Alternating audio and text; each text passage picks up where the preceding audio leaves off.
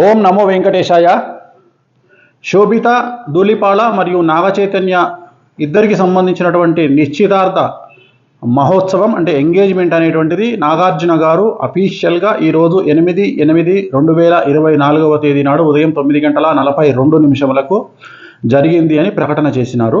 So వారిద్దరి వైవాహిక జీవితానికి సంబంధించి ఎలా ఉండబోతా ఉంది అని చెప్పే ముందు ఒక వీడియో ప్లే చేస్తాను. ఆ వీడియో చూడండి. తెలుగు చిత్ర పరిశ్రమలో హాట్ టాపిక్ అంటే నాగ చైతన్య సమంత వివాహానికి సంబంధించినంత వరకు విపరీతమైనటువంటి ప్రచారాలు ఉన్నాయి. ముఖ్యంగా నేను ఈ సంవత్సరం మే 28వ తేదీ చెప్పినట్లుగా నాగ చైతన్య సమంత జాతకాల్లో ఉన్నటువంటి దోషాల రీత్యా అంటే నాగ చైతన్య జాతకాన్ని విశ్లేషించినట్లయితే ఆశ్లేష నక్షత్రము, అలాగే జాతకంలో రవి శని కాంబినేషన్తో పాటు కాలసర్ప దోషం ఉంది. రవి అంటే తండ్రి స్థానం, అంటే తండ్రి స్థానం మంచిగా లేదు నాగ చైతన్య జాతకంలో. అంటే తన యొక్క తండ్రి స్థానం అంటే తన తండ్రి స్థానం కావచ్చు, లేదా తను తండ్రి స్థానం అవ్వడం అవ్వచ్చు. అంటే తన పిల్లలకు తనకు లేదా తన తండ్రికి తనకు ఉండే వ్యవహారాల్లో లోటుపాట్లు ఉండేటువంటి అవకాశం ఉంటుంది. అలాగే వివాహం తదుపరి నాగ చైతన్య జాతకంలో తండ్రి అయ్యేటువంటి అవకాశాలు చాలా తక్కువ. నేను మాట్లాడేది సహజ సిద్ధంగా తండ్రి అవ్వడం గురించి మాట్లాడుతూ ఉన్నా. ఈ మధ్యకాలంలో ఐవీఆర్లో టెస్ట్ ట్యూబ్ బేబీలు లాంటివి వస్తున్నాయి కాబట్టి మరి ఏమిటండి గురువుగారు తండ్రి కాలేడన్నారు, సంతానం లేదన్నారు, మరి సంతానం అయ్యింది అంటే నేను సహజ సిద్ధంగా మాట్లాడుతున్నా. టెస్ట్ ట్యూబ్ బేబీలో ఐవీఆర్లో అయితే జాతకాల్లో చెప్పలేము, కానీ నేను మాట్లాడేది సహజ సిద్ధంగా తండ్రి అయ్యేటువంటి జాతకం అయితే కాదు. ఎందుకంటే జాతకంలో శని రవి కాంబినేషను, అలాగే కాలసర్ప దోషం ఉంది.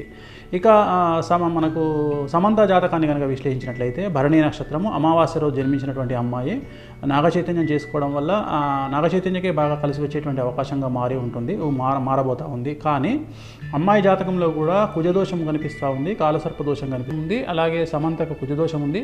ఈ కారణం చేత వీళ్ళిద్దరు వివాహం తదుపరి గొడవలు రావడము, విడిపోవడము, వీళ్ళ మధ్యన గ్యాప్ రావడము, అలాగే కొన్ని సందర్భాల్లో ఇంకా కుటుంబ సమస్యలు తలెత్తేటువంటి అవకాశాలు ఖచ్చితంగా 100% కనిపిస్తూ ఉన్నాయి. వీడియో చూసినారు కదా. సో ఇప్పుడు మనము విశ్లేషిద్దాం. ఇవాళ ఫస్ట్ ముహూర్తం తీసుకుందాం, జాతకాలు పక్కన పెడదాం.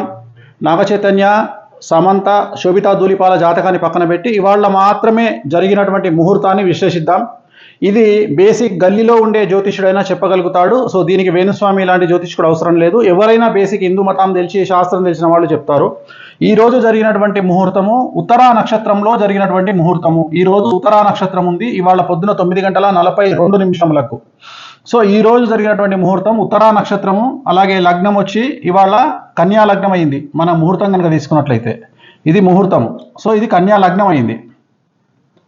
సో మేషం, వృషభం, మిథునం, కర్కాటకం, సింహం, కన్యా లగ్నం అయింది. జనరల్గా వైవాహిక జీవితానికి సంబంధించి ఎంగేజ్మెంట్ అయినా సరే, వివాహమైనా సరే 7th హౌస్ కళత్ర స్థానం అనేటువంటిది ఖాళీగా ఉండవలెను.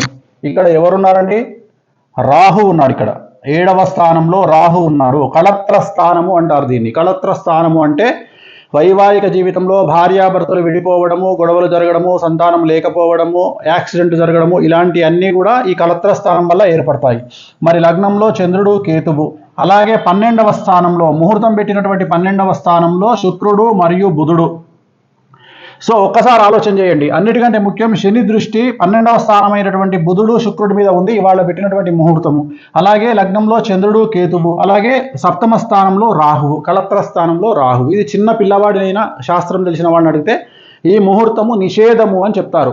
మరి ఎందుకండి వీళ్ళు చేసుకున్నారు ముహూర్తము అంటే, ఈరోజు నాగార్జున గారు పెట్టినటువంటి ముహూర్తాన్ని బట్టి 888 అనేటువంటి ముహూర్తాన్ని వాళ్ళు నిర్వహించుకోవడం జరిగింది. 888 అంటే వీళ్ళు చేసింది ఏంటంటే ఇవాళ 8వ తారీఖు 8వ నెల 2024 టోటల్ 8 అంటే మొత్తం 8 వచ్చింది. దీన్ని 888 అంటారు. ఇది సంఖ్యాశాస్త్ర పరంగా వాళ్ళు యాక్సెప్ట్ చేసినారు. సో మనమేం తప్పు పట్టట్లేదు వాళ్ళని, వాళ్ళ ఇష్టం.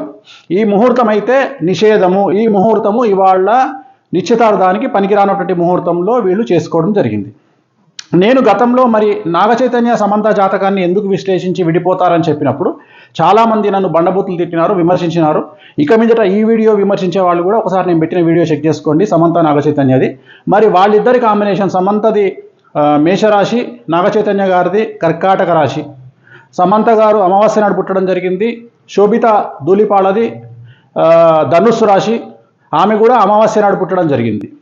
ఇక శోభితా ధూళిపాళ నాగ చైతన్య ఇద్దరి కాంబినేషన్. సమంత ఆల్రెడీ మనం సమంత నాగ చైతన్య నేను క్లారిటీ ఇవ్వడం జరిగింది, విడిపోతానని చెప్పడం జరిగింది. పెళ్ళి జరిగినప్పుడు కాదండి, ఇలాగే ఎంగేజ్మెంట్ జరిగిన తర్వాతనే నేను చెప్పడం జరిగింది విడిపోతారని. ఎంగేజ్మెంట్ జరిగిన తర్వాత గుర్తుంచుకోండి, నేను పెళ్ళైన తర్వాత చెప్పలేదు, ఎంగేజ్మెంట్ కాగానే చెప్పాను వాళ్ళు విడిపోతారని.